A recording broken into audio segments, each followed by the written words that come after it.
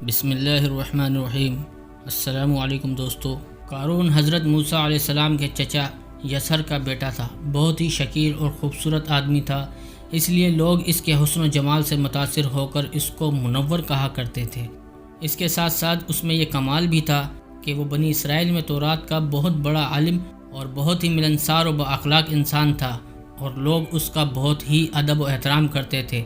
لیکن بے شمار دولت اس کے ہاتھ میں آتے ہی اس کے حالات میں ایک دم تغیر پیدا ہو گیا، اور سامری کی طرح منافق ہو کر حضرت موسیٰ علیہ السلام کا بہت بڑا دشمن ہو گیا، اور اعلیٰ درجے کا متکبر اور مغرور ہو گیا۔ جب زکوٰۃ کا حکم نازل ہوا تو اس نے حضرت موسیٰ علیہ السلام کے روبرو یہ عہد کیا کہ وہ اپنے تمام مالوں میں سے 1000واں حصہ زکوٰۃ نکالے گا، مگر جب اس نے مالوں کا حساب لگایا تو ایک بہت بڑی رقم زکوٰۃ کی نکلی۔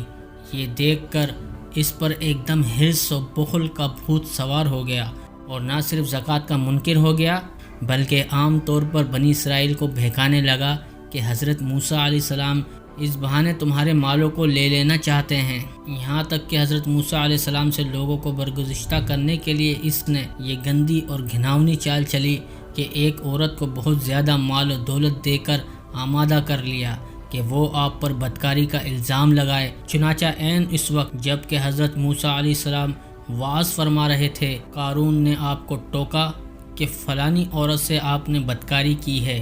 حضرت موسیٰ علیہ السلام نے فرمایا کہ اس عورت کو میرے سامنے لاؤ۔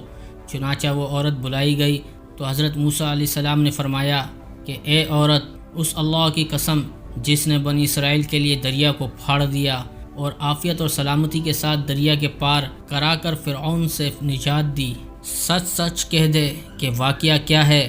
حضرت موسیٰ علیہ السلام کے جلال سے عورت سہم کر کانپنے لگی، اور اس نے مجمع عام میں صاف صاف کہہ دیا، اے اللہ عز و جل کے نبی، مجھ کو قارون نے بے کثیر دولت دے کر آپ پر بہتان لگانے کے لیے آمادہ کیا ہے۔ اس وقت حضرت موسیٰ علیہ السلام آبدیدہ ہو کر سجدہ شکر میں گر پڑے، اور بحالت سجدہ آپ نے یہ دعا مانگی، یا اللہ، قارون پر اپنا قہر و غضب نازل فرما دے۔ پھر آپ نے مجمع سے فرمایا کہ جو قارون کا ساتھی ہو وہ قارون کے ساتھ ٹھہرا رہے، اور جو میرا ساتھی ہو وہ قارون سے جدا ہو جائے۔ چنانچہ 2 خپتیوں کے سوا تمام بنی اسرائیل قارون سے الگ ہو گئے۔ پھر حضرت موسیٰ علیہ السلام نے زمین کو حکم دیا کہ اے زمین، تو اس کو پکڑ لے، تو قارون ایک دم گھٹنوں تک زمین میں دھنس گیا۔ پھر آپ نے دوبارہ زمین سے یہی فرمایا تو وہ کمر تک زمین میں دھنس گیا۔ یہ دیکھ کر قارون رونے اور بلبلانے لگا اور قرابت اور رشتہ داری کا واسطہ دینے لگا، مگر آپ نے کوئی التفات نہ فرمایا، یہاں تک کہ وہ بالکل زمین میں دھنس گیا۔ 2 منحوس آدمی جو قارون کے ساتھی ہوئے تھے لوگوں سے کہنے لگے کہ حضرت موسیٰ علیہ السلام نے قارون کو اس لیے دھسا دیا ہے تاکہ قارون کے مکان اور اس کے خزانوں پر خود قبضہ کر لیں۔ تو آپ نے اللہ تعالیٰ سے دعا مانگی کہ قارون کا مکان اور خزانہ بھی زمین میں دھنس جائے۔ چنانچہ قارون کا مکان جو سونے کا تھا اور اس کا سارا خزانہ سبھی زمین میں دھنس گیا۔ اس کو قرآن کی زبان سے سنیے۔ اللہ تعالیٰ کا ارشاد ہے کہ ہم نے قارون کو اتنے خزانے دیے تھے کہ ان خزانوں کی کنجیاں ایک مضبوط اور طاقتور جماعت بمشکل اٹھا سکتی تھی۔ قرآن مجید میں ہے، بے شک قارون موسیٰ کی قوم سے تھا، پھر اس نے قوم پر زیادتی کی، اور ہم نے اس کو اتنے خزانے دیے جن کی کنجیاں اٹھانا ایک طاقتور جماعت پر بھاری تھی۔ حضرت موسیٰ علیہ السلام نے قارون کو جو نصیحت فرمائی وہ یہ ہے کہ جس کو قرآن مجید نے بیان فرمایا ہے، اس خیر خواہی والی نصیحت کو سن کر قارون حضرت موسیٰ علیہ السلام کا دشمن ہو گیا۔ غور کیجئے کہ کئی مخلصانہ اور کس قدر پیاری نصیحت ہے جو حضرت موسیٰ علیہ السلام کے ساتھ ساتھ ساری قوم قارون کو سنا رہی ہے۔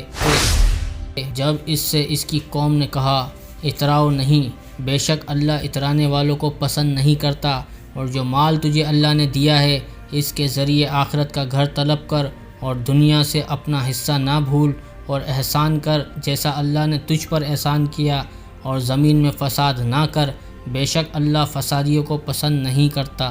قارون زمین میں دھنس گیا۔ قارون نے اپنے مال کے گھمنڈ میں اس مخلصانہ نصیحت کو ٹھکرا دیا، اور خوب بند سنور کر تکبر اور غرور سے اتراتا ہوا قوم کے سامنے آیا، اور حضرت موسیٰ علیہ السلام کی بدگوئی اور ایذا رسانی کرنے لگا۔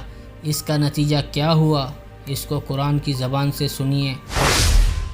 ہم نے اسے اور اس کے گھر کو زمین میں دھنسا دیا تو اس کے پاس کوئی جماعت نہ تھی جو اللہ کے مقابلے میں اس کی مدد کرتی، اور نہ وہ خود اپنی مدد کر سکا۔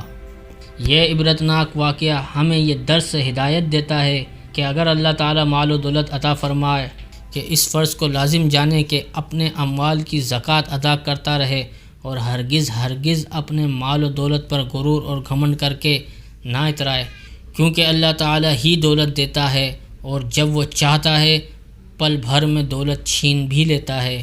ہر وقت اس کا دھیان رکھتے ہوئے تواضع اور انکساری کی عادت رکھے